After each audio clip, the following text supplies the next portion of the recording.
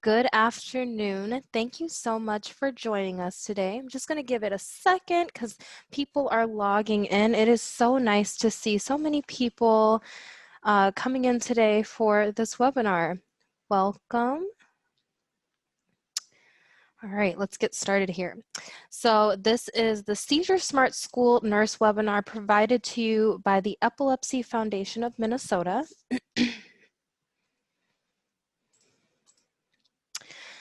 Before we get into content here, I do want to go over some housekeeping items so that we ensure that this webinar runs smoothly. The length of this webinar is an hour and a half, so try to keep that in mind. And then the bandwidth portion of this, so if you have any applications like Pandora or YouTube, music applications, video applications, we recommend that you have that shut down when those are on in the background. That can affect the way that some of our video clips play, how smooth the webinar goes. So please feel free to shut those down to ensure that the webinar runs smoothly. This webinar does qualify for 1.5 CEUs, and that should be getting to you in a follow-up email that will be sent. And the follow-up email will come in about a week. So if you don't get that email with your CEUs, please feel free to reach out to me. My contact information is in a few slides here, and I'll get that to you.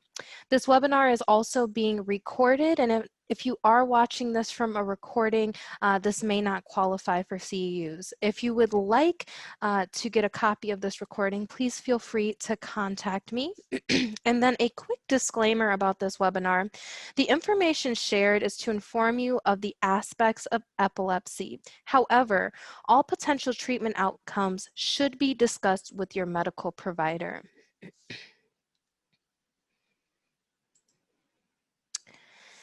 I will be taking questions at the end of this webinar. I have a couple of lovely speakers here with me today. And so to ensure that this webinar runs smoothly, we'll take the questions at the end. But feel free to upload your questions in that area you see on your screen here. We have a Q&A area at the bottom of the screen you can utilize. Use that if you do have questions throughout. Even though we won't take them until the end, you can use that to track it. We also have somebody who is monitoring that area as well. We do have chat disabled, so you don't have to worry about that. And unfortunately on our end, we can't accommodate any tech issues that you may have necessarily. One thing that I've learned is maybe logging off and logging back on helps sometimes. You can put your tech issue in the Q&A area, and we do have a staff monitoring that may be able to help. But again, our tech capabilities are limited on our end. My name is Jamila Pickett. I'm the Senior Coordinator of Education, and my main duties are providing educational programming throughout Minnesota and Eastern North Dakota. You can contact me by email at jpickett@efmn.org or call me at 651-287-2315. I do get back faster by email, but regardless, I'll get back to you within 3 business days. If you do call me, please leave a voicemail because I am working remotely, and I will let my co-host introduce herself. Thanks, Jamila. My name's Amy Haugen, and I am the Regional Program Manager at the Epilepsy Foundation of Minnesota. I serve in managing the staff in the greater Minnesota regions, so the Northland, the Northwest Minnesota, Southern Minnesota, and then I also serve as the West Central Minnesota Regional Coordinator. So I manage the staff and programming across the greater Minnesota regions. I can be reached at amy.haugen@efmn.org. And then my phone number is 320-203-9722. Thank you for joining us today. I'll turn it back over to Jamila. Thank you, Amy. So the purpose of this webinar is to enable you, the school nurse, to more effectively manage seizures in students by creating a safe and supportive school environment, supporting positive treatment outcomes, teaching school personnel seizure recognition and first aid, and then maximizing those educational and developmental opportunities. We have a lovely guest presenter here today that's going to be going over a lot of the content that we'll be covering. I'd like to introduce Lynn Goggin, BSN, RN, LSN, PHN. She has 35 years of experience in the field, with the last 11 years spent as a school nurse with ISD 287, which is a level 4 setting. Prior to this, she worked in orthopedics and neurocardiac ICU. Without further ado, I will turn this over to Lynn. Thank you, Jamila, and thank you, everyone. I'm sure at this time of the year, your plates are full, so thanks for your time. So we'll get started. Effective management begins with recognizing, observing, and documenting. This can be challenging because symptoms are often subtle, difficult to detect, can occur without warning, and can be confused with other behavioral or psychological problems. Next. Epilepsy has many causes, as you know, and anything that can damage brain tissue can cause epilepsy. Some of the known causes include problems with brain development prior to birth, such as abnormal brain development, certain drugs or infections, problems during birth, such as injury to the brain during birth, and an example of this would be a traumatic injury or hypoxia. Problems in early infancy, such as infections, meningitis, encephalitis, and brain abscesses, and these can occur at any time in the lifetime. Inherited diseases, such as phenylketonuria, tuberous sclerosis, and neurofibromatosis. Brain injury, which can either be penetrating or blunt brain injury, and the penetrating brain injury is more likely to cause seizures. There can be strokes, hemorrhage, bleeding in or around the brain. Genetics also play a part. People with first-degree relatives, that'd be a parent or a sibling, who have epilepsy are at an increased risk of developing seizures themselves. Each of us has a unique brain and nervous system, and at some point, if your body is under enough stress, you will have a seizure. The amount of stress it takes to cause your brain to have a seizure is called your seizure threshold. This seizure threshold is partly hereditary. So if a person has epilepsy that is not a result of a specific injury, this person may just have a low seizure threshold, and their children may be a bit more likely to have epilepsy too. Those who have been diagnosed with epilepsy, but the cause is unknown or cannot be determined, are referred to as having idiopathic epilepsy.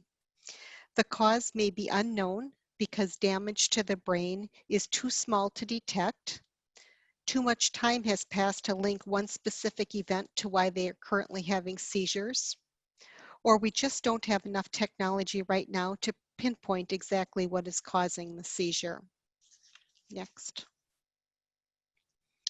What is a seizure? A seizure is a symptom of epilepsy, and seizures can happen for a variety of reasons. A seizure is an excess discharge of electrical impulses between brain neurons. The excess electrical energy or synchrony may be generalized, that is occurring throughout the entire brain, resulting in complete unconsciousness, or it may be focal, and that's confined to one area of the brain, resulting in a state of impaired consciousness. Whether the seizure is generalized or focal, and where the seizure activity occurs in the brain, determines what will happen during a seizure, or what the seizure will look like. No seizure will probably look the same in two different people. Next. This slide shows epilepsy on a spectrum. Some may have seizures that have a huge impact on their everyday life, while others may have little impact. Next. This slide shows current prevalence of epilepsy. About 50 million people around the world have an epilepsy diagnosis. 1.2% of the US population has an epilepsy diagnosis, and about 1 in 26 will develop epilepsy in their lifetime. And the darker shaded states on this have the higher prevalence of epilepsy in the United States. And next. This slide shows a little bit about the demographics and statistics. Though anyone can develop epilepsy at any time and at any age, demographics and location can add some additional challenges. Epilepsy is the fourth most common neurological condition. And to the right of the slide there, you'll see some breakdown by race.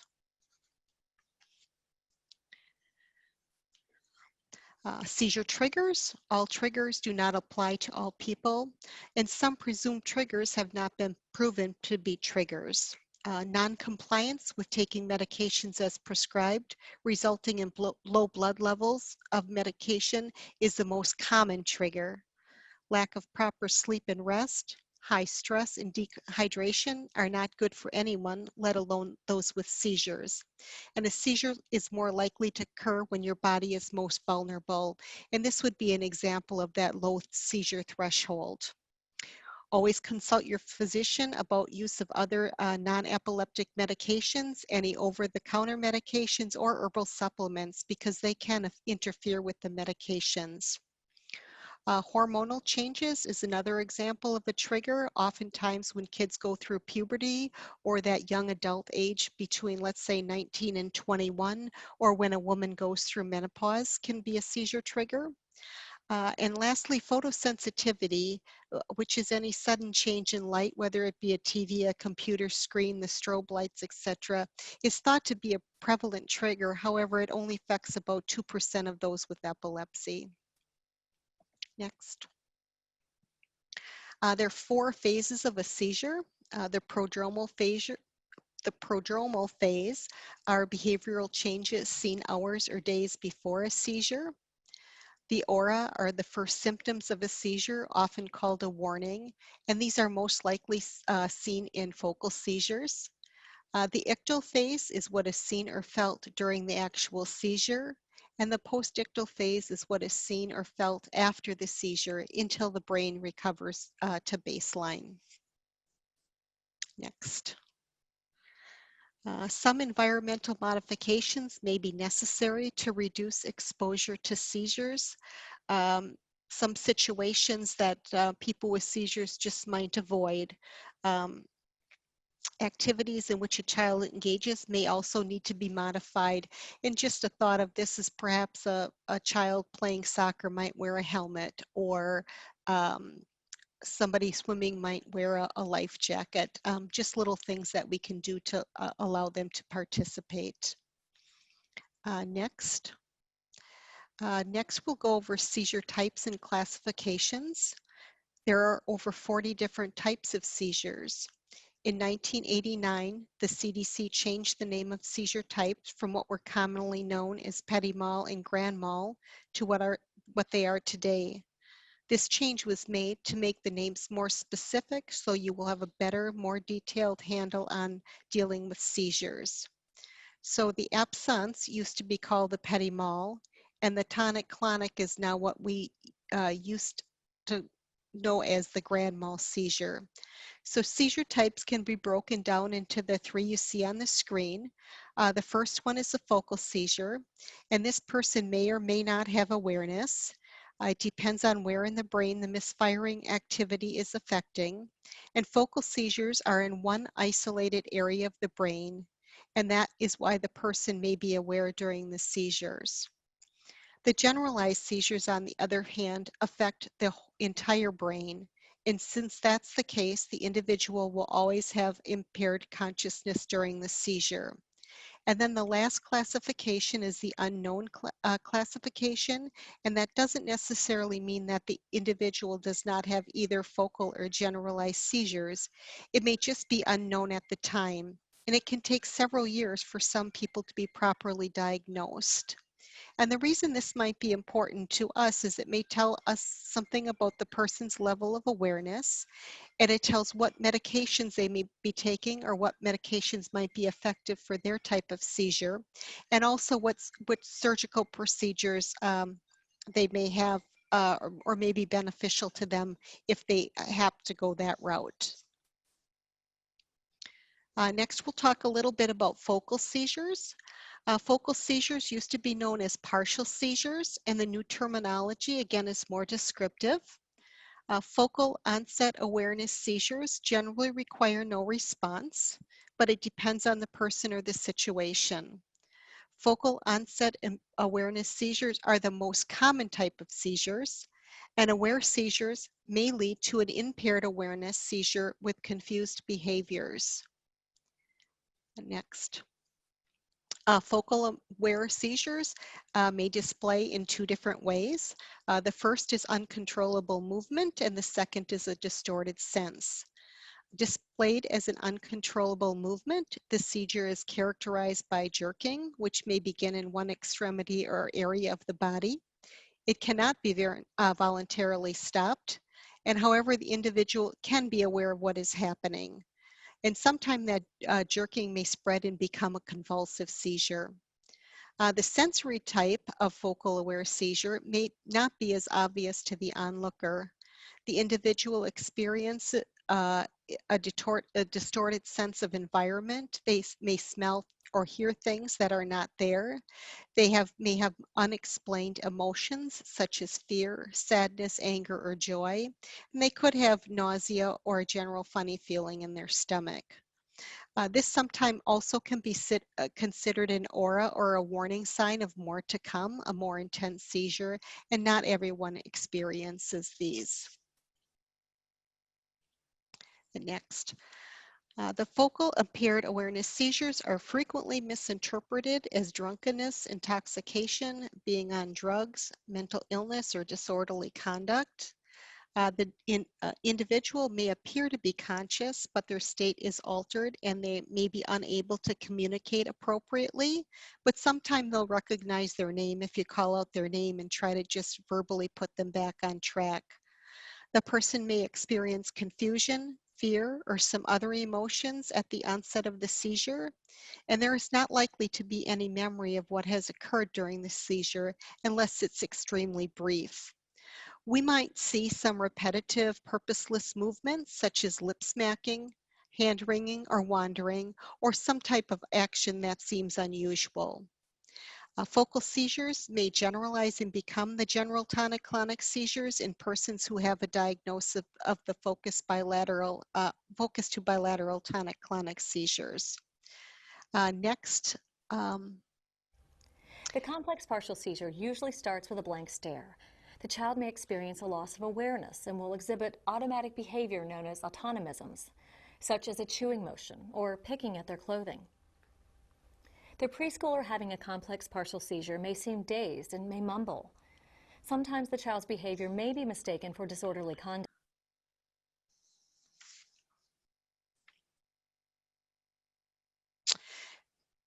Again, in the focal impaired awareness seizure, the patient or student may not be aware that they had a seizure, and it may take several minutes for them to return to a normal state. They may have a headache or be tired afterwards.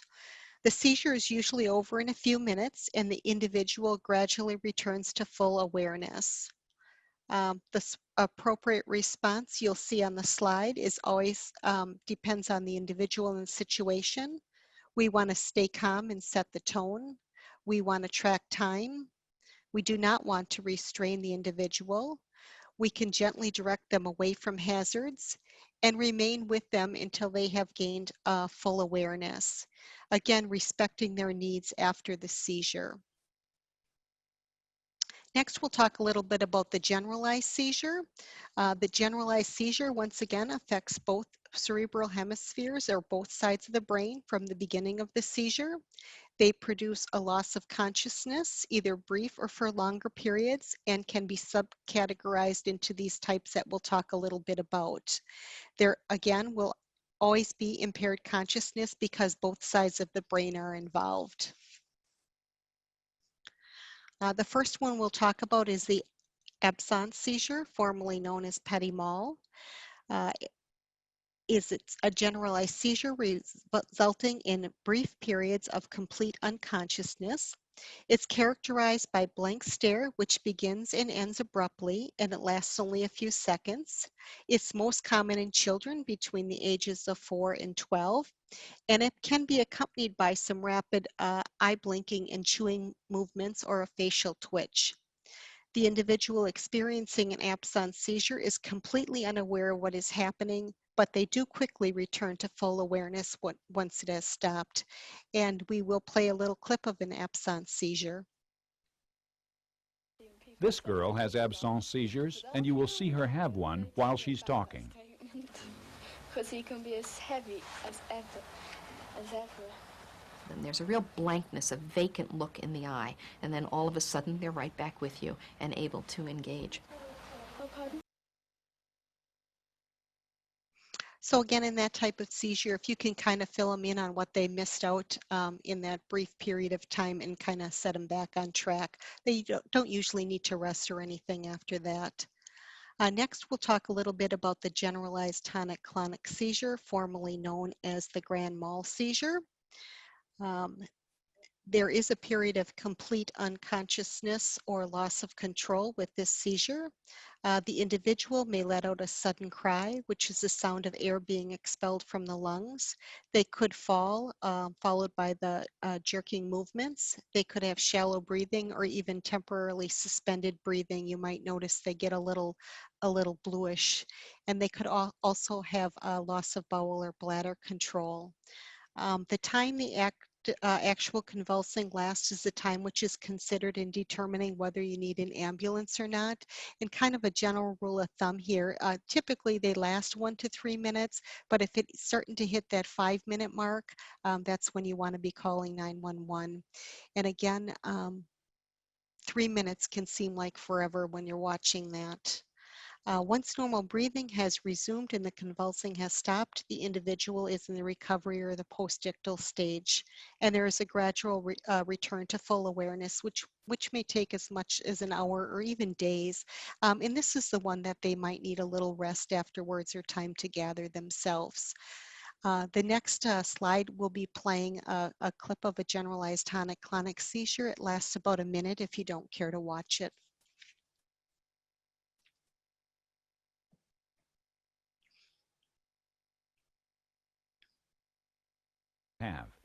They affect the whole brain and the entire body. The tonic phase is the stiffening of the muscles. Then the jerking movements begin, the clonic activity that you see here. A tonic-clonic seizure rarely lasts more than a few minutes. A person having one isn't conscious and won't remember what happened. The skin may become pale. Breathing may seem shallow or labored.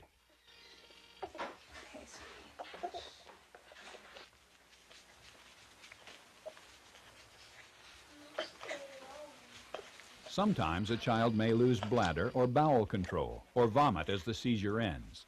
These seizures may look painful or even life-threatening.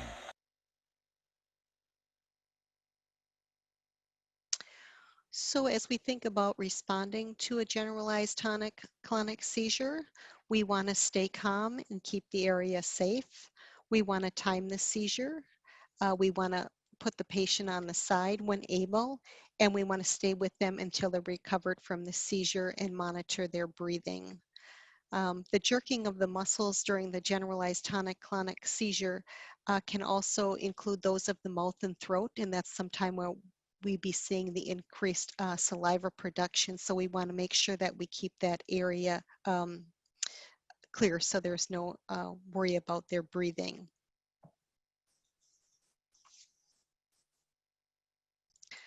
Next.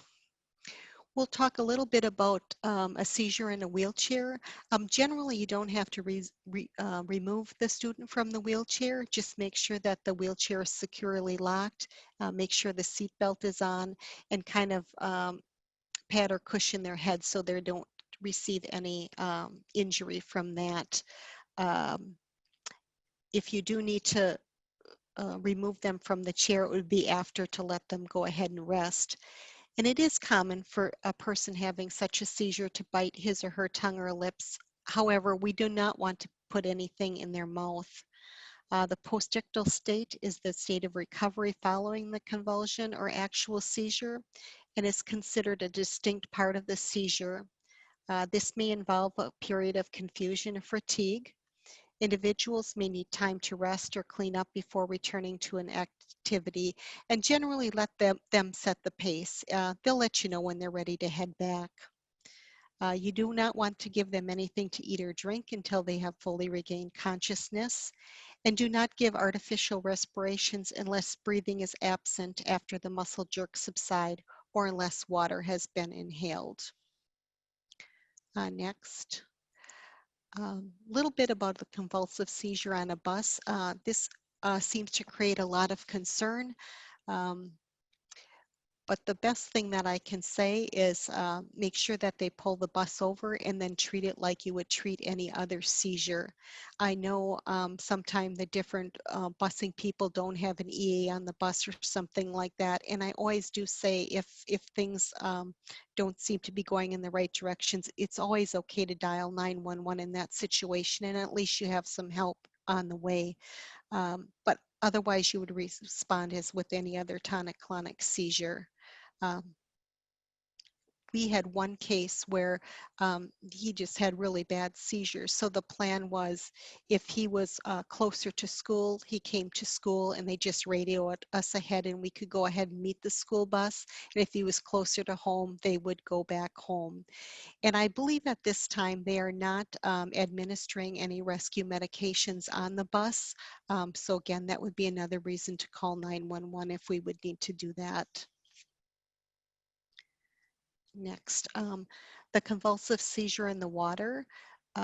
This is the rare time that what you will want to get the individual out of where they are and get them out of the water.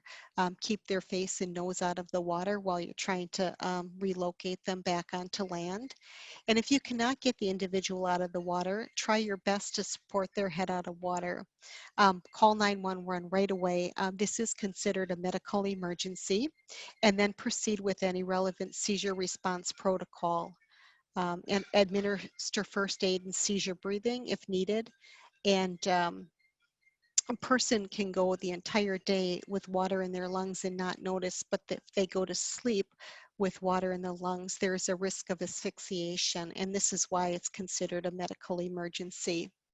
And we'll just go over a few little water safety tips now, because a person can drown if they have a seizure in the water, and it doesn't take much water, just enough to cover their nose.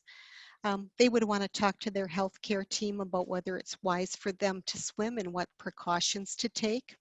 And use some common sense if they do swim, to swim with a buddy, to let people know that they have a seizure disorder so that the people can be aware to watch for that. They should be wearing a life jacket. Sometimes they don't want to do this and feel different, I guess. And then again, make sure that someone around them knows how to swim, has life-saving skills, and knows how to respond to a seizure. If they do have frequent seizures, they may need to take a shower instead of a bath, or have a shower chair in the shower, and have somebody monitor them while they're taking a shower or bath. I know that at Camp Oz, they do have a policy that if they have not been seizure free for 3 months, they need to wear a life jacket. However, sometimes if the whole crew just wears a life jacket, it doesn't make anybody feel left out. Next slide. This just shows a couple of the different definitions of the generalized seizures. But with all of these seizures, it's about ensuring safety. There is no way for us to stop the seizure. So if it's not an emergency, you just need to let it happen. If needed, you can move things out of the way to reduce the chance of injury, and be sure, beyond this, just make sure that the person is okay. And it is okay to call 911 if the person is injured beyond what you can attend to, or you need further backup and feel you can't respond appropriately. You know, if you're the only one there and you're not really sure what to do, at least it brings a few extra set of hands along. Next. Which leads us into when to call 911. If the person has a seizure ID bracelet, or if the history of seizure is known, an ambulance may not be necessary unless it meets some of the following criteria. And that would be a first-time seizure, if there's any injury that has taken place, if there's any cessation of breathing, if the seizure lasts longer than 5 minutes, and we'll talk a little bit about status epilepticus.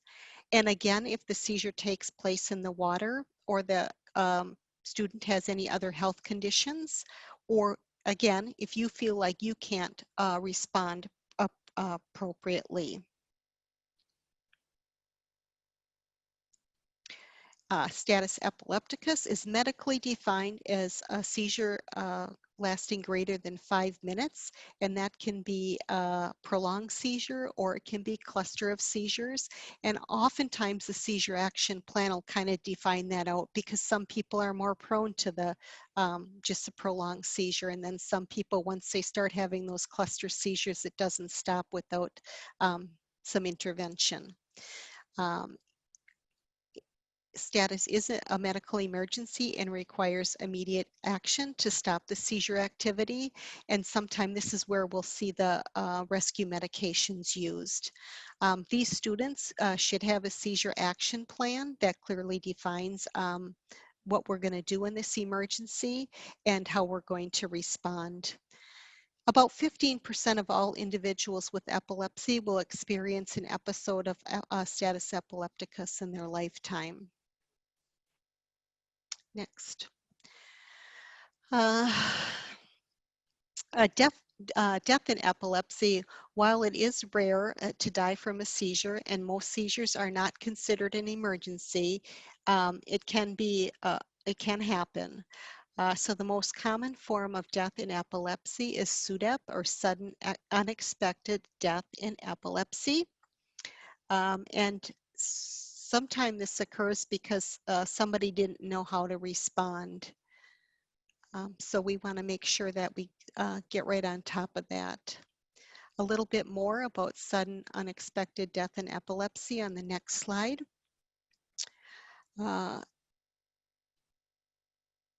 It is unexpected death of someone with epilepsy who has otherwise been healthy.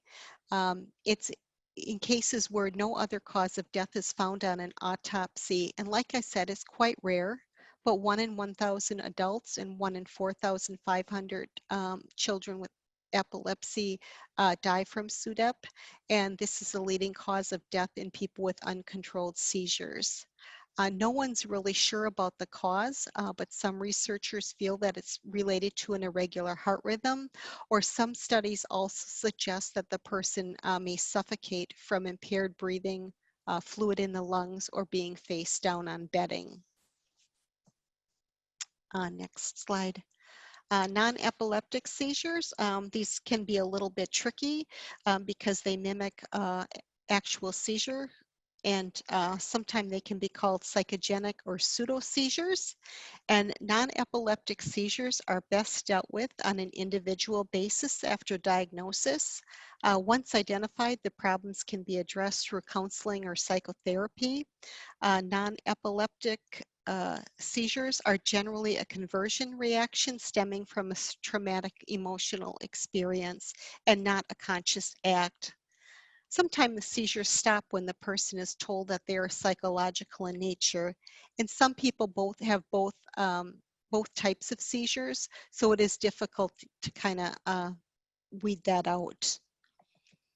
Some studies indicate that as many as 20% of teens and adults referred to the epilepsy centers do have non-epileptic seizures. And when seizures are found to be non-epileptic in nature, it's helpful to consult with their therapist to develop the best treatment plan. Next. Intractability in seizures. These are the most challenging situations and the ones that you'll probably see with the seizure action plan and the rescue medications. They often fail to respond to the drug therapy or even other treatment modalities. And most of these have an underlying structural brain or neurological condition. And again, there's the epilepsy on the continuum. It can be uncomplicated and controlled by medications, or it can be disabling and due to frequency and other problems. And that's one of those is the intractability. And we'll talk a little bit about treatment options. Again, usually the first line of treatment is the medications. Sometimes people can be controlled and seizure-free with medications, and some may be candidates for the surgery, special diets, or the medical devices. Goals of medication therapy are the least amount of medication for the and least amount of side effects to control the seizures. And we do hope that we can do that with just 1 or 2 medications. After that, sometime we've got to move on to the next thing. And about 50% of the people are controlled with the first line medication, and then about an additional 15% with an additional medication. We'll go to the next slide. This lists the common side effects. I'll let you look those over. Side effects can be unpredictable, and the most common cause of seizure breakthrough is medication non-compliance. So if we're noticing some differences in a student or maybe even some of these side effects, good to think in the back of our mind, was there a medication change or what's different? What changed that this is happening? Sometimes their levels can be low, sometimes they ran out of medication. And if we can kind of just ask the next question, we can sometime figure these things out. We'll talk a little bit, just a little bit about generic versus brand name. We don't really have a lot of control over this, but there are many different seizure medications and many are supposed to do the same thing and even have similar formulations. Though sometimes there is a difference between the generic and the brand name. So if the doctor does check that box about no generics, hopefully they're getting what they want. But it is an important conversation to have with your doctor to decide what medications are best. I know that I once had a student and I knew something was different, but I didn't know what it was. And he could tell just from the taste of the medication that it was something different. And oftentimes the pharmacy, they might order from a different distributor. So they might get something a little bit different and nobody kind of thinks to go there. So just things to keep in the back of your mind. Next. Being aware of formula changes can be important, like I said. It may explain new behaviors or cognitive difficulties, and you or the school staff may play a role in detecting differences and changes. So proper documentation is key. And this is another reason why sometimes if you're using that seizure log, that's something you can just jot in there if you noted something different. Families, student and school nurses should be aware if any changes in formulation occur. And if any med changes occur, it's always nice if the family shares that with you. It seems like sometimes they don't want to share that information. I'm not exactly sure why, because it seems helpful, or they just want to see if you're going to notice. So just some things to keep in mind. We'll talk a little bit about rescue medications. Rescue medications are used in emergency situations to stop a seizure that will not stop on its own. There are state and school regulations that govern the use in school. Various emergency medications, ones you might be aware of are the Diazepam, the Valium, or the Diastat. The lorazepam or the Ativan, clonazepam or Klonopin, or the Midazolam or Versed. And these can be administered in a few different routes, rectal, buccal, or nasal.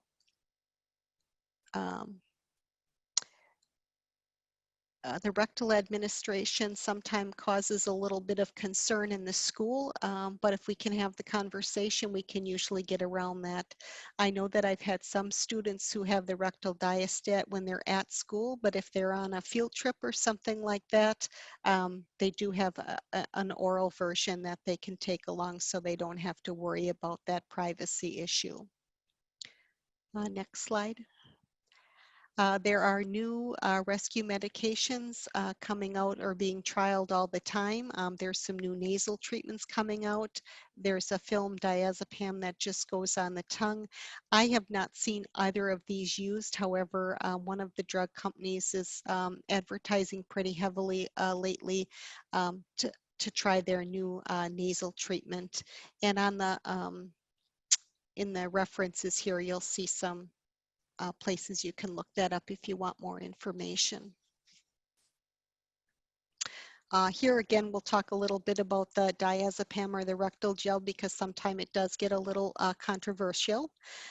It is approved by the FDA for treatment of prolonged and cluster seizures for use by family members and or other non-medical caregivers. Primary concerns expressed by school nurses include, of course, the privacy issue, the ability to assess and when to administer, and also the respiratory distress, depression. However, that's not usually seen, or I have not found that to be true. And then who we're going to train to do it. I always like to get somebody who is open to doing it rather than forcing people who don't really want to do it. That kind of just creates sometimes a little power struggle. Next, we'll talk about the Midazolam or the Versed. This is a little easier to give because it can be intranasal or buccal. However, as all medications, it comes with some side effects, including sedation or muscle relaxation.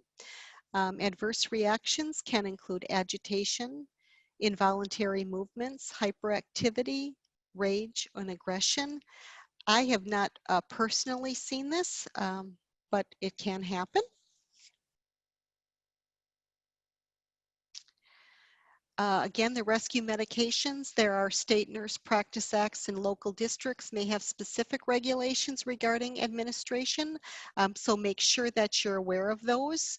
Some laws that can help to get these kids what they need are the 504 or accommodations and the IEP and the American with Disabilities Act and the Individuals with Disabilities in the Education Act.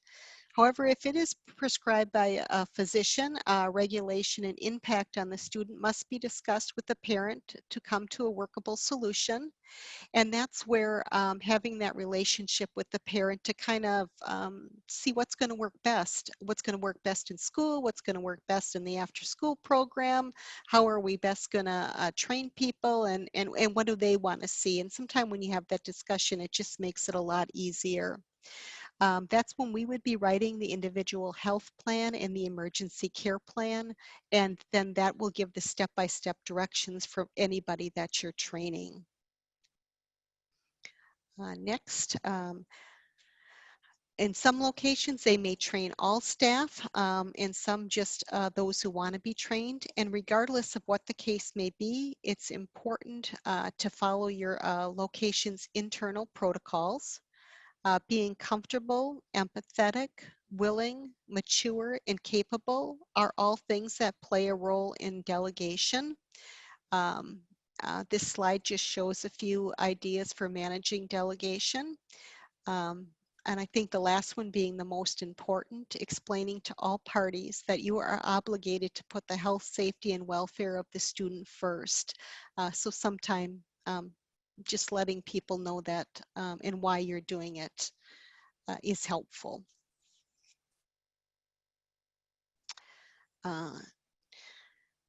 Tips for effectively managing delegation on the next slide.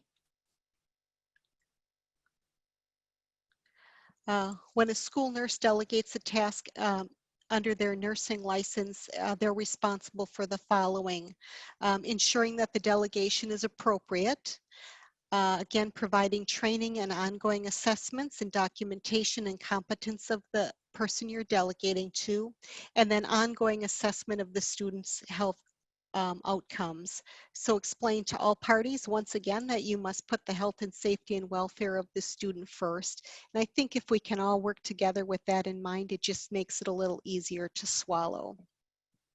Okay, now next slide. Brain surgery options. Brain surgery is typically used when other forms of therapy are failing to stop or regulate the seizures. And as we talked a little bit about before, the brain surgery options can depend on the classification of the seizures. A little easier to treat the focal than the generalized seizures with surgery. An example of a focal brain surgery option might include removing the part of the brain where the misfiring is occurring. And generalized seizures are a little bit trickier. However, sometimes you can get less seizure activity. Surgery cannot be used as an option to completely stop seizures in a person who has generalized seizures, but again, the hope is for more control. And often these surgical options will be tried after medication therapy doesn't work.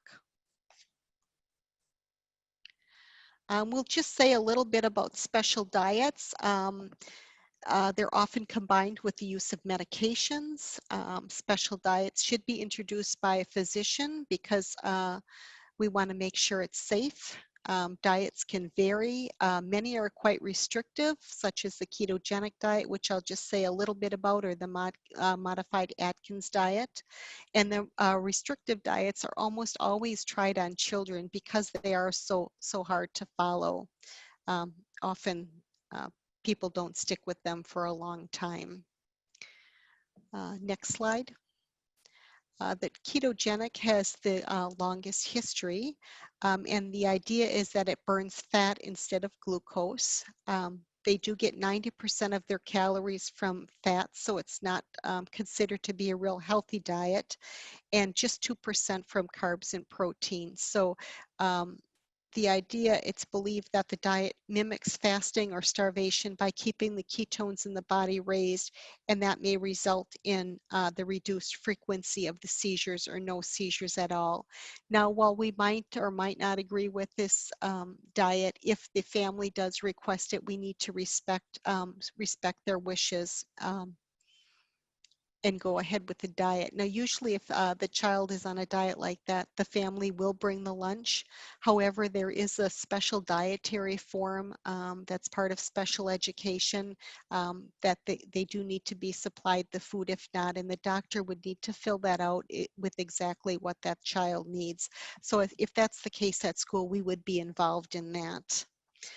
The modified Atkins diet is a little easier on people. It's more of a high protein, high fat diet, and there aren't calorie restrictions and no need to weigh the food or measure the food. You just do some carb counting. Next slide. There are a couple medical device options available. The RNS, or the responsive neurostimulation, known as RNS, and it's similar to a heart pacemaker, and it can monitor brain waves and then respond to the activity that is different from usual, or that activity that looks like a seizure. So you can see a little demo of that on the slide there. And then there's the deep brain stimulation, and these electrodes provide stimulation directly to the brain to help stop the spread of seizures.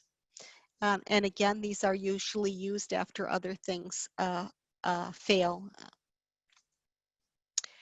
The one option that we might see or need to use in school is the vagal nerve stimulator. And that is a transmitter that's placed under the skin on the left side of the chest. Again, it kind of looks a little bit like a pacemaker. And then there are electrodes that are connected to the vagus nerve. And then it is set by computer and the doctor. And the idea or the thought is that these impulses interrupt seizure activity. So if the seizure starts and a magnet is run, it'll kind of reset that computer. And again, the thought is that it interrupts the seizure activity.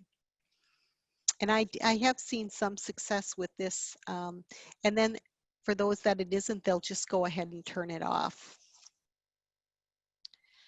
As far as new therapies, we'll talk a little bit about the medical cannabis. The medical marijuana is another medication used to treat seizures. Though some claim improvement with the use of medical marijuana, more evidence and study is needed to come to a conclusion. Medical marijuana is still not allowed on school grounds or daycare centers that are connected with the school districts. And it still is considered a federal offense. I know every year we have a couple of questions about, you know, when is it going to happen, how is it going to happen, and that kind of thing. But at this time, it's just not moving forward, at least in the schools.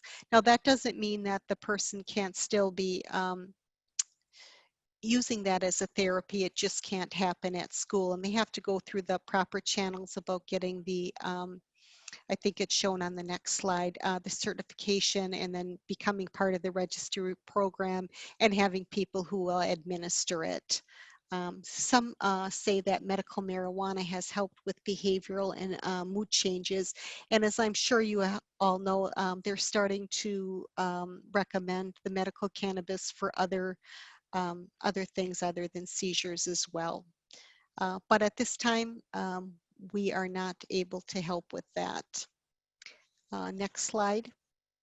The next slide just shows again, like I said, how it works. You need that physician and then you need to enroll in the registry. People need to be trained to give it, and then the patient must agree to continue treatments and report progress. Just a little bit about social and psychological support. About 50 to 60% of patients with epilepsy have other comorbidities, including depression and anxiety. And it's important to include treatment options that treat the whole person. There might be some therapy groups or individual therapy that they partake in.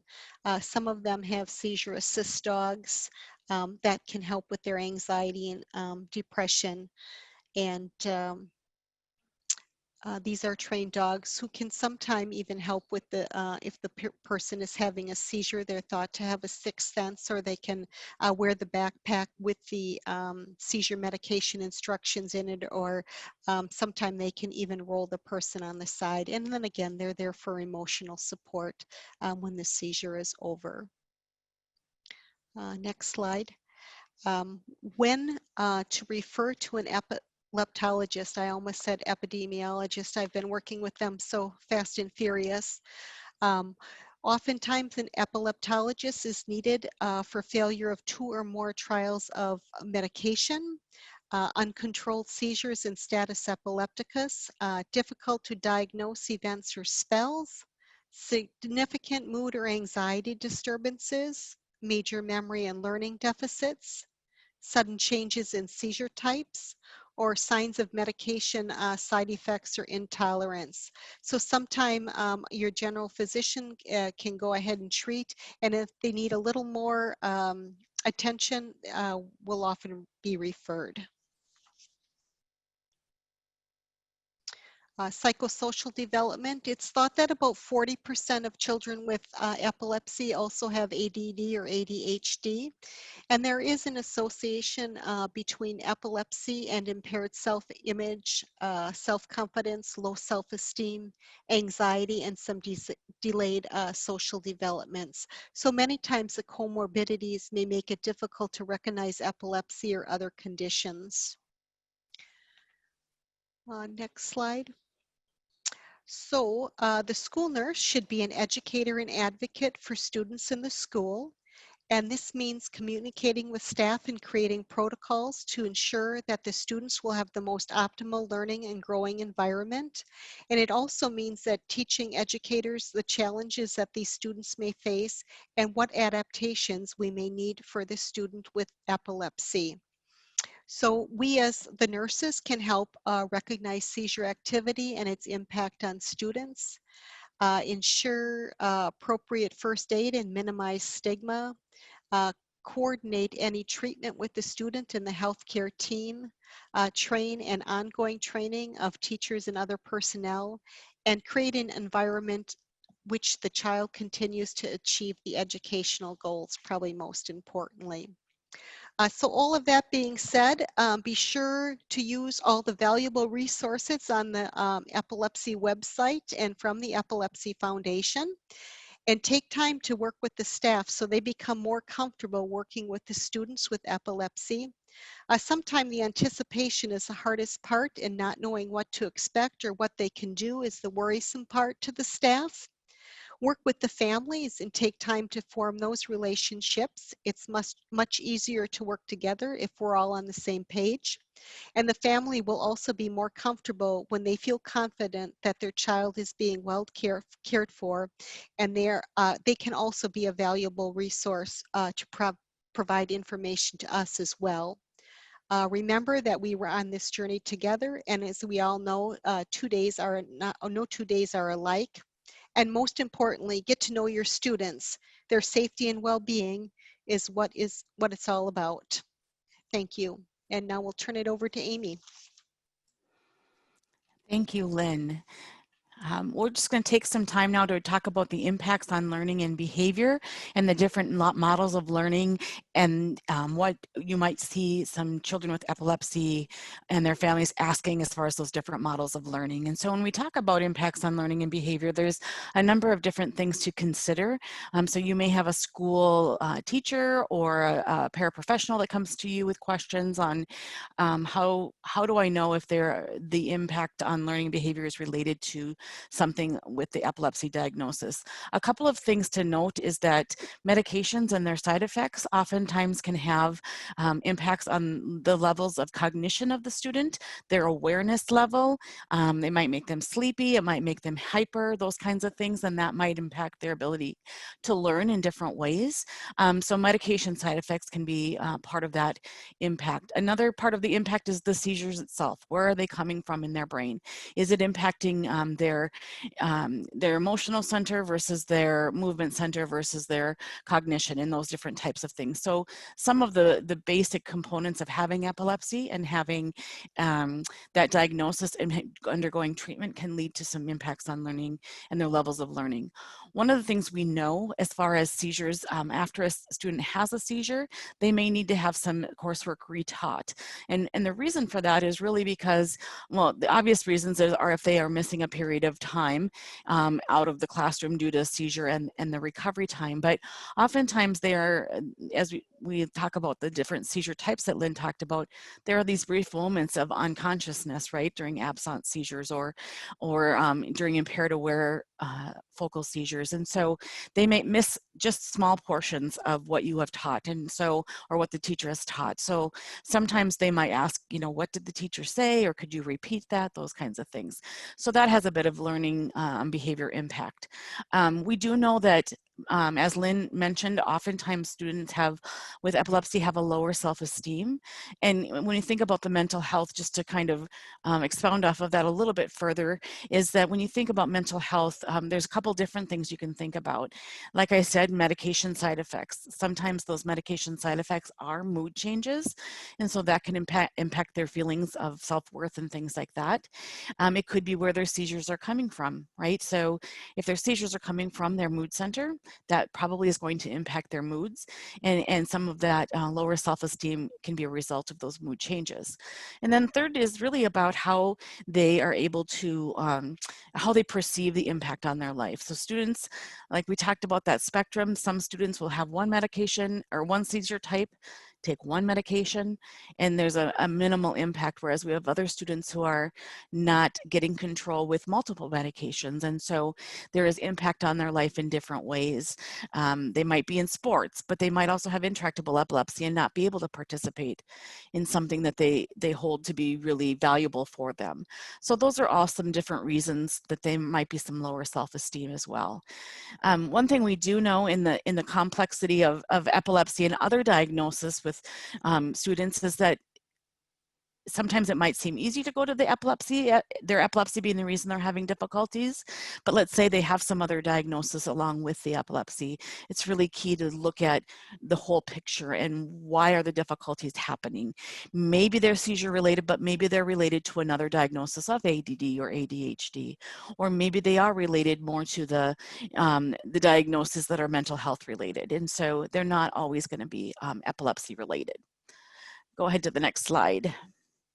So as you have all gotten back into or are getting ready to get back into the school year, as everything ended quite differently last spring for our school systems. And as we begin this new school year, we have done a lot of work sort of in our area to look at the 3 models of learning that came out under the governor's executive orders and documents that came forward. And so want to just take some time to talk through those different learning models as far as what things might be coming up for students that have epilepsy in each of those models. Keeping in mind that all that we are providing are just some examples and some possible considerations. Are not exhaustive. And so when you talk about the in-person learning model, some things that families might be considering is it okay to have their student in school if they do they feel like they're at a higher risk for developing COVID? What we know about risk levels with epilepsy is, if epilepsy is the single medical diagnosis and there aren't other medical concerns, they're not at any higher risk for contracting or having a more severe form of COVID. That is what the research so far is showing. The other things that we know, if they have uncontrolled seizures or they have a lower immune system for any reason, maybe a medication side effect lowers their immune system, maybe they have multiple diagnoses, those can be some things that parents might consider to be too much and they might opt to go with a distant learning. Some of the other things that in school that you might want to be aware of is there any changes to how you're going to be able to give medications out? Is there any medication adherence changes to your policies and making those known, especially if you're giving, obviously, medications to students in school that have epilepsy? And that could include rescue medication processes. And so just being really upfront with parents and saying, this is the change to our policy, or this is the policy is exactly the same as it was before, just letting them know those kinds of things. And the longer we go in the pandemic, I don't have to tell anybody this, but that we are seeing more and more mental health impact, right, and across all ages. And so just being aware that once these students are back in school, they might be experiencing new mental health concerns for lots of different reasons. It could be related to their the prolonged pandemic and not seeing, feeling isolated over those months, or it could be related to getting back into it and the fear that they might have about, am I going to contract COVID, those kinds of things. So those are some of the basic in-person considerations to think about. You can go to the next slide, Jamila, just to tell you a little bit about the work where this is all coming from and where you can get more resources. Jamila will explain that at the end, but we do have a whole new web page in our website called Education Services. And so this is just a snippet of what resources we have. And so know that you will be able to go to that and download any of the content from there to use in your own school setting. If you look at distance learning models, there's a couple of things that obviously rise right up to the top in students that have epilepsy, and they also have some other things that require them or to have an IEP or a 504. Really, how are those meetings going to be implemented? What is your school's ability to provide the services that are within that IEP? Our paras, let's say in the distant learning model, we've heard the whole gamut from I have a para that's coming to my house every other day and doing the one-on-one work, to we haven't had a para the whole time. And so it's been a really individual experience for each family. And so how might we implement things like online meetings and getting the group together to make sure that we are all on the same page as far as the students' epilepsy goes and those impacts on learning. One of the new things that we have at the foundation is, sorry about that, my Siri went off for some reason. One of the new services we're providing is a one-on-one consultation with families. And so when we get to that end, we'll re-show you some of these resource pages. If you have students or families, or if you as the school nurse would like to have a one-on-one appointment with one of our staff who can talk about specific concerns you have related to IEPs and 504s, that is certainly available to you. When we talk about mental health and socialization, again, remembering that for some of these students, if they are still doing distance learning because that's what the school has to be doing, or that's what their family has chosen to do, what is the impact on their ability to socialize and get those socialization opportunities and that will help improve the mental health in some cases where the more, as we all know, most kids want to be social in some way. And so how can we help them provide those interactive outlets, whether it's a Zoom meeting or a Google Meet that they get to see their friends on. And we've seen great work on, from schools on how they are bringing their classes together and in small groups online so the kids can have some interaction. One of the things that we hear from parents is the work schedule that makes it difficult during distance learning.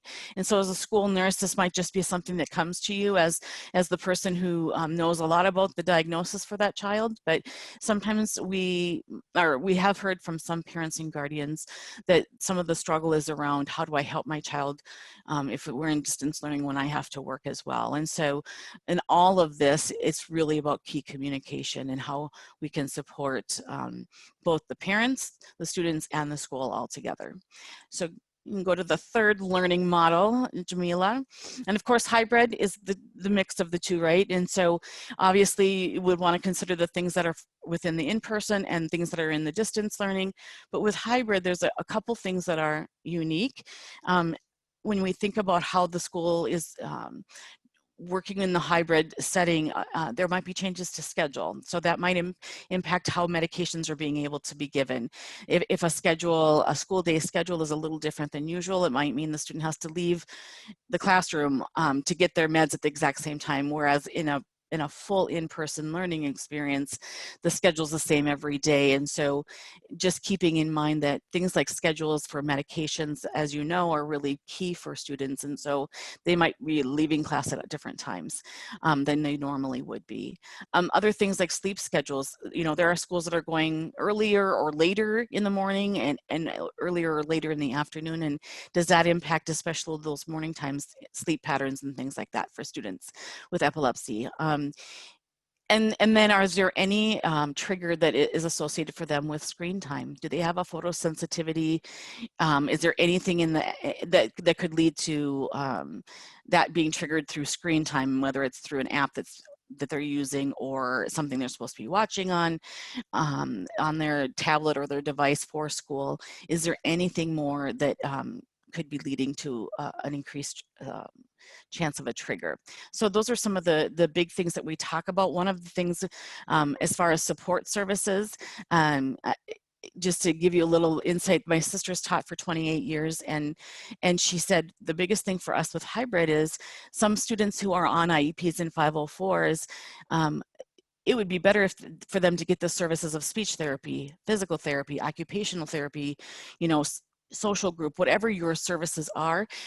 Many times, in her opinion, she said that the teachers would rather have those kids get those services while they're in school and then do the classroom work, you know, when they're in the distant learning setting. So just something to keep in mind on what's the priority and really talking through that with the parent and having the teacher and the parent and you as the school nurse a part of that conversation.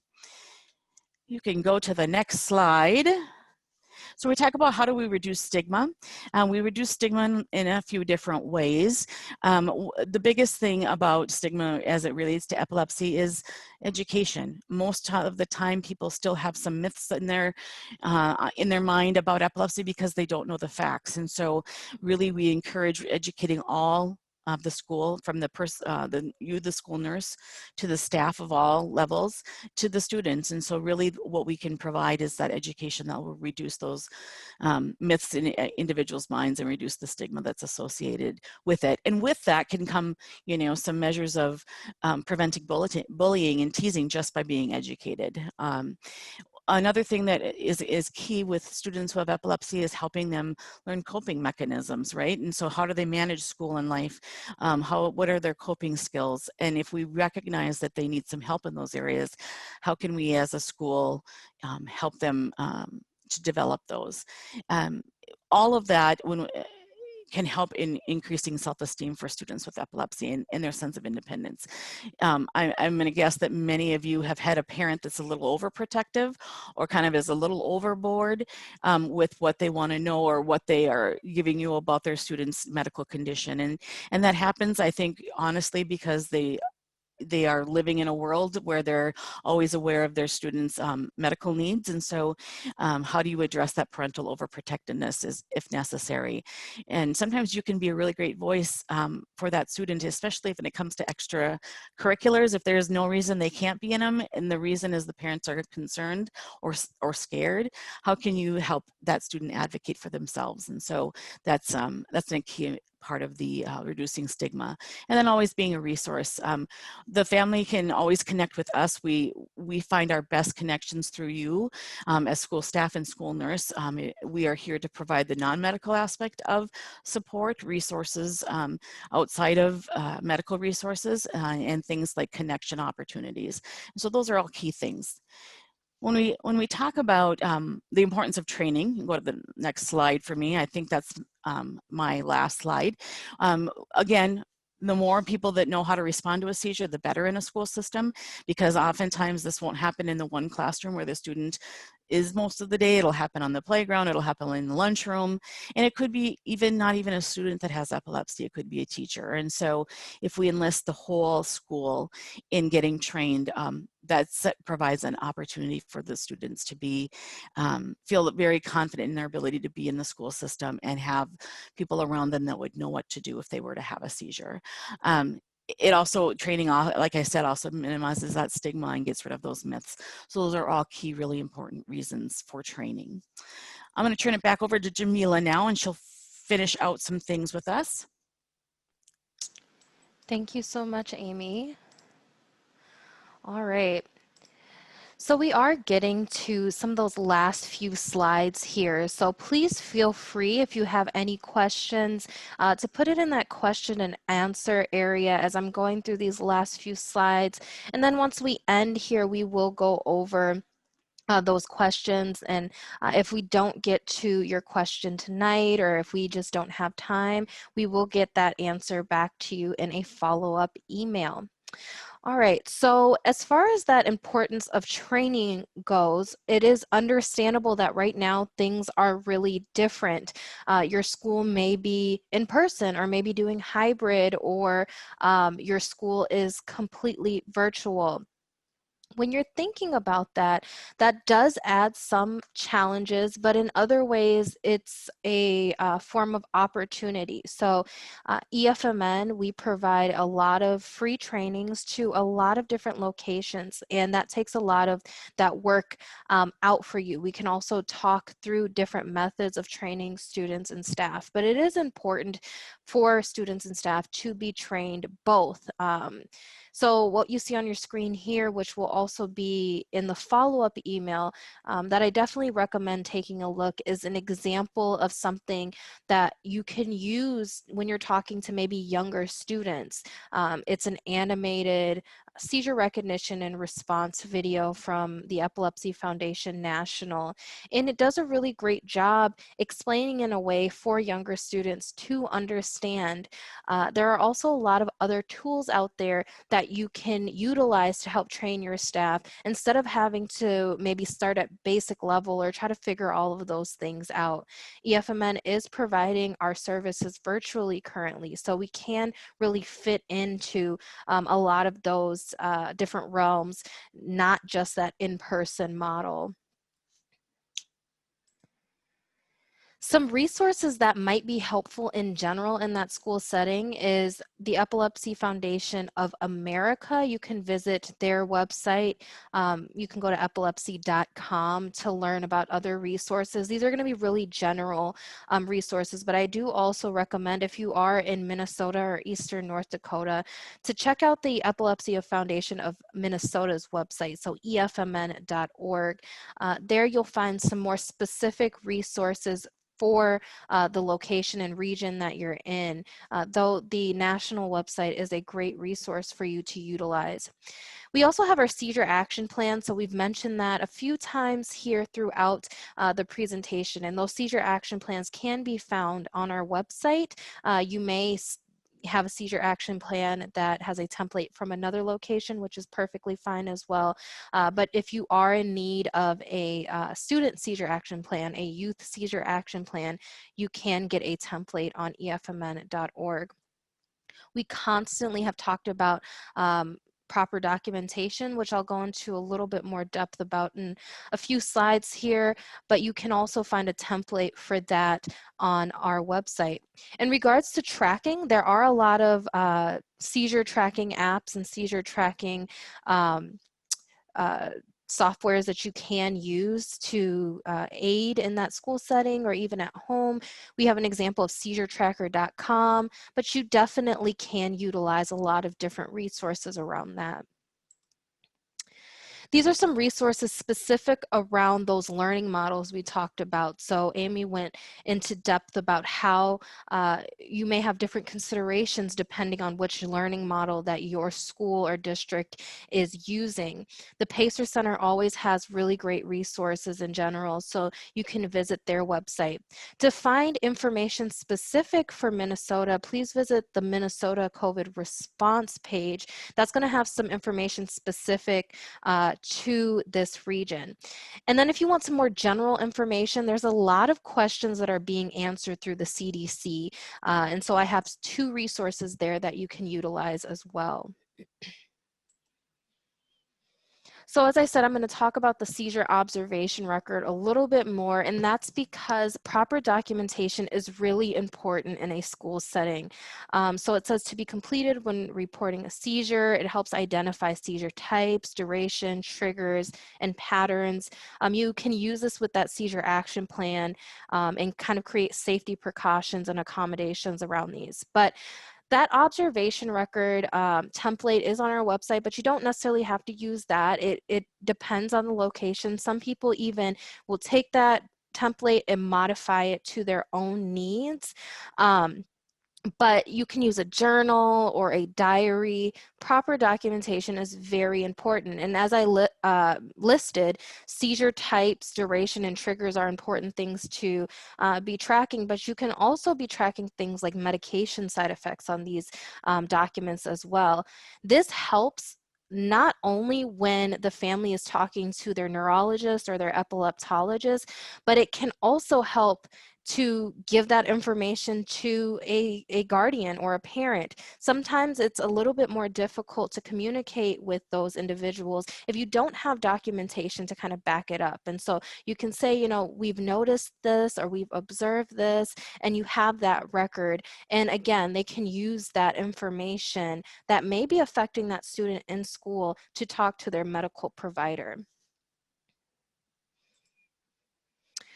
All right, so Amy had mentioned our new education services page. I definitely recommend that you take a look at that because there's going to be a lot of resources that's helping us in our current worlds, the virtual world we're living in, or if you're in person, we also have those services that we can modify as well. We do still have our Seizure Smart Schools training program, and you can go to our website. That's going to be on our support and training tab. From there, you can press the Seizure Smart Schools tab there, and that should bring you to our Seizure Smart Schools page. So EFMN can provide free trainings to really any location that needs it, that's including school and district settings, but we also can certify schools and districts for free as well. If you want to learn more, please feel free to go onto the website, or you can reach out to me directly and I can give you some more information. Our information services also has a lot of key resources that you can utilize. There's free one-on-one support, customized tools and resources. A variety of epilepsy topics can be addressed, and you can request materials through that as well. And if we can't get that answer for you, we should be able to refer you to another location that can. So we have a wonderful information services senior coordinator. Her name's Debbie Leone. And if you would like to learn more, or if you would like to utilize our information services, you can contact her email at dleone@efmn.org or call her at 651-287-2303. And EFMN's mission is we lead the fight to overcome the challenges of living with epilepsy and to accelerate therapies to stop seizures find cures, and save lives. You can contact EFMN generally on our website, efmn.org, or call 1-800-779-0777. Donations can be made on our website, and this is where you can also find seizure action plans, seizure observation forms, and those worksheets. All right, and so we are about to get into those questions, and I'm excited to answer what's coming in. So please, again, continue to feel free to put those questions in that questions and answers area. There is going to be an evaluation that comes with the follow-up email. And if multiple people are watching with you tonight and need a CEU, please email me directly with their name, last name, so first and last name, and I can get those CEUs to you. If any of your questions don't get answered tonight, please feel free to contact me. All right, so we will get to, I want to just quickly go through the references slide just for a second, just so that the recording picks up the references. All right. Okay, so all three of us actually will be working together here on the question, so I will open that up. One question that we received is, why do some states have higher percentage age of epilepsy? Let's see, why do some states have higher percent age of epilepsy? Do you think that's percentages of epilepsy? Yeah, let's look at that. I'm thinking that's what that is. I will give this to you, Lynn, and if you have any follow-up on that, I can, or if I have follow-up, I'll answer that as well. Well, one of the things I can say is often you'll notice in the larger states there are more people, so the population just in and of itself is more. Again, in the United States, it's at 1.2% of the population that have an epilepsy diagnosis, but I'm not sure like why the northwestern states are less or anything like that, but just I would say the size of the states in general. Yeah, I agree with that, Lynn. So it is going to be typically about, how many people are in that state. Now, there's going to be a give and take with that. That might not necessarily be exactly true in some states, but there are a lot of other considerations or common denominators, I guess, that we can maybe think about when we're thinking about that. But typically, it does have to do with the size of that state. Another question we have here what are the main concerns we are hearing from parents/caregivers about their child with epilepsy and the new educational directives and guidelines? For example, masking, social distancing, models of learning. I think I'll give this to you, Lynn. So I would say probably the biggest one is that structure that's no longer in place, and that seems to be a big one. We have not gone back in person yet, so I'm not exactly sure how that's going to look. But as far as the mask requirements, it is strongly encouraged. However, they will not be excluded if they cannot wear a mask. They're going to build in some mask breaks.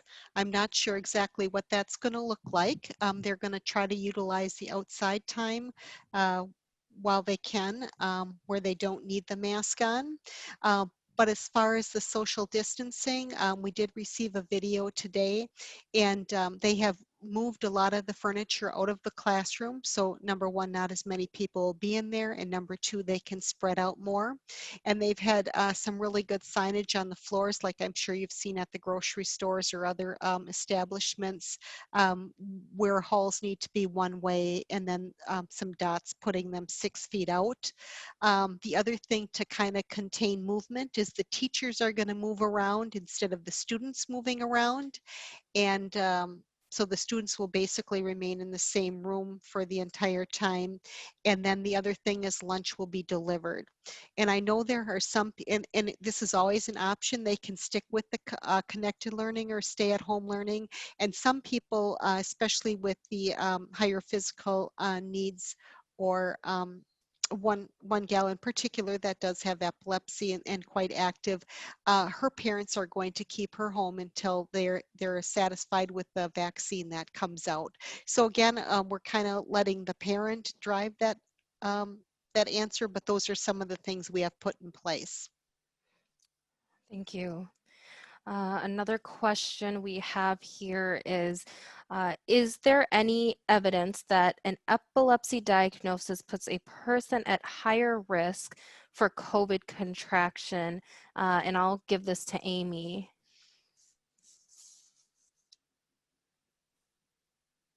Amy, can you start over? We're having trouble hearing you here. Are you able to pull your mic down, maybe? Okay, but you're muted now. Okay, there we go. Yeah, Sorry, my apologies. I was so concerned about my not being on microphone. I would say that the biggest thing that we are learning day by day is new evidence-based research, right, on COVID. And as I mentioned earlier, a single diagnosis of epilepsy does not put a person at a higher risk for developing a COVID or contracting it, or for having a more severe form of it. What the evidence shows is that people who have multiple diagnoses, so maybe they have epilepsy and let's just say they had diabetes, where diabetes puts them at a higher risk, or they have a more complex diagnosis where there is an additional diagnosis that has an immune compromised comportion to it. So those would be people that would be at a higher risk. So the epilepsy itself doesn't tend to be the only determining factor or the main determining factor for many people. And so if you have, you also would want to look at, are you on any medications that have side effects that lower your immune system? Immune system seems to be the common thread, lower immune systems as far as the higher risks. So. Thank you, Amy. And please continue to log in those questions if you have any more. We definitely have the time here and we can go through those. Another question we received is, should I have dental concerns for my students? So I guess I can take this one. And in regards to dental concerns, your teeth have to do with a lot of things, I guess, in your health, right? We need our teeth to eat healthy foods. It's related to a lot of things in our overall health. Dentist office in general in the state of Minnesota seem to be opening up in some capacity. They're not. I went to the dentist a few months ago and they didn't brush my teeth like they normally do. They scraped my teeth. So that might be an option for that everyday health. But if there's an emergency, since the beginning, there has been emergency dental services that you could contact. And if the students not able to eat healthy foods or eat foods in general or do other things or are in pain, these are definitely reasons why they would probably need to visit the dentist. So for sure, there should be those options in that their area. Let's see, another question. I think I'm gonna give this to Lynn, and then Amy, you can chime in if you have any other thoughts. What are ways as a school nurse I can support a student who is in distance learning model and I will not be in the same physical space as they are? Well, I think that one thing we can do is to check in with the families. I know something that I have done is through the virtual learning, when they're in their classrooms online, I'll just pop in there to see how people are doing or see if they have any questions. Sometime just touching base with the parent to let them know that when in-person learning comes back, that we're here, we're ready for you. If there's any concerns or how you want things done, you can let us know. And the other thing I have done is a few of the students I just email back and forth with. Yep. Lynn answered that so wonderfully. Everything that I was going to say. The one other thing I might add to it is if parents are communicating regularly with you as the school nurse, or you have a system in place, just being aware of what they're saying about the rest of their child's health, mental health, is what I'm thinking of. Has there been any do they need any resources from you that you can provide? You know, whether it's, here are the ways that you can connect online and get an appointment for your child for a mental health visit, or here are some resources on how you can, like we talked about, help your child socialize, that might help their mental health. Those kinds of things might be things that parents are going to be talking more and more about, especially if we go longer and longer in distance learning. All right, thank you. And then I'm going to take one more question here, and then if we didn't get to your question, please feel free to email us or we'll get back to you. So the last one here is, will students and staff members be required to wear masks? Lynn, I'll give this to you, and if I have any other thoughts, I'll add on to that. At our facility, yes, we are highly encouraging people to wear masks. However, they will not be excluded if they can't wear masks. So what they're trying to put in place is like the 2 layers of protection between. So maybe if the student can't wear the mask, they'll have the plexiglass screen in front of them, or they might be able to wear a face shield instead of a mask, which again is not quite, or they're not thinking is quite as effective, but it is. Or you can put the distance between. So just putting those layers between. You'll have your mask on, you can add a face shield, those kind of things. Yeah, that's great. Thank you, Lynn. I think that was a really great answer and a great question to end on here. It is now 5:30, so we want to be respectful of everyone's time. Thank you so much, Lynn and Amy, for your work on this. This was wonderful content, and it's always wonderful to work with you both. If there are any remaining questions that you have in regards to this presentation, please feel free to reach out to the Epilepsy Foundation or myself.